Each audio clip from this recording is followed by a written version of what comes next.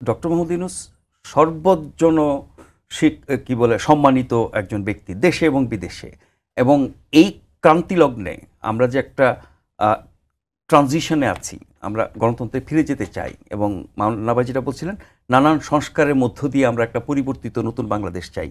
সেই ঐতিহাসিক দায়িত্বটা উনি কি রাজনৈতিক দলগুলো সহযোগিতা ছাড়া করতে পারবেন?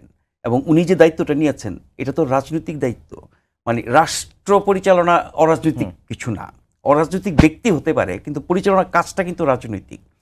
এবং সেখানে শুরু থেকে ওনার যেটা মূল সমালোচনা ওনার বিরুদ্ধে, যে উনি শুধু ছাত্রদের উপরে বা এনসির উপরে বেশি ভরসা করেন এবং তাদেরকেই শুধু তার লোক মনে করেন, অন্যান্য দলগুলোকে তাদের সমকক্ষ মনে করেন না। আমি কোনটা ছোট দল বড় দল, কে নতুন দল পুরনো দল সেটা বাদ দিলাম, আপনি সকল দলকে সমান চোখে দেখে সবার সহযোগিতা নিয়ে সবার দাবি দাওয়া বা পরামর্শ মাথায় নিয়ে যদি আপনি কাজ করেন তাহলে এই বিভাজনটা হতো না।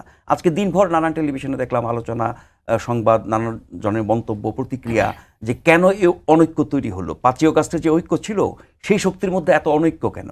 সেই অনৈক্যের একটা কারণ কি এটা না যে ডক্টর ইউনূসের সরকার সকল দলের সাথে তার সম্পর্ক, তার মনোভাব, তার গুরুত্ব, তার যা কিছু সেটা একরকম না, একটি দলের সাথে যেরকম বাকিদের সাথে সেরকম না। ফলে অন্য দলগুলো তো ডিপ্রাইভ ফিল করতেই পারে।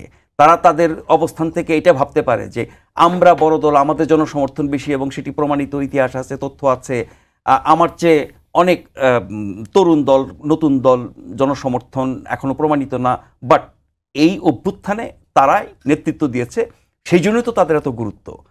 একটি দল হিসেবে তাদের গুরুত্ব না, তাদের গুরুত্ব কিন্তু অভ্যুত্থানের নেতৃত্ব দানকারী। এখন অভ্যুত্থানে তারা নেতৃত্ব দিয়েছে বলেই তাদের তো সম্মান দেওয়া হয়, গুরুত্ব দেওয়া হয়। তো সেই অভ্যুত্থানে কি এই রাজনৈতিক দলগুলো ছিল না?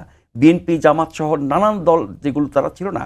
ফলে অন্যান্য দলকে আপনি যত বেশি দূরে রেখে শুধু একটি দলকে বা কতিপয় ব্যক্তিকে বা ছাত্রদেরকে শুধু আপনার লোক আপনজন মনে করবেন, তাহলে আপনি এই ঐক্য দূর হবে না, অনৈক্য আরও বাড়তে থাকবে।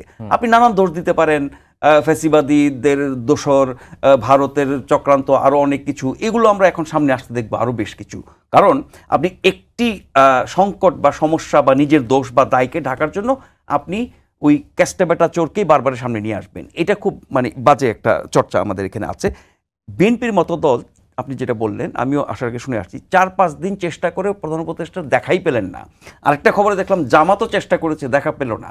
তাহলে এই মুহূর্তে রাজনৈতিক দলগুলোর মধ্যে বিএনপি 1 নাম্বার, জামাত 2 নাম্বার, তাই তো? যারা সক্রিয় আছে, তো সেই 1-2 নাম্বার ব্যক্তি আপনার দেখাই পায় না। আবার এই যে আপনার পছন্দের দল, কেউ কেউ বলে অঘোষিত সরকারি দল, তারা দ্রুত দেখা করলো, আপনার সাথে কথা বললো, আপনি আপনার অভিমান, ক্ষোভ, রাগ জানালেন, তাদেরকে সংযত হতে বলেছেন, নাহলে আপনি চলে যাবেন। তারা আবার অনুরোধ করেছে যে আপনি যাবেন না। তাহলে মানে এই যে একটা অসম সম্পর্ক, তিনি তো সরকার প্রধান এবং তিনি সবার নেতা, সবার সমর্থিত, সবার কাছে গ্রহণযোগ্য, সম্মানিত। তো তার এই পক্ষপাতিত্ব কি বাকিদেরকে একরকম মানে ক্ষুব্ধ করে না?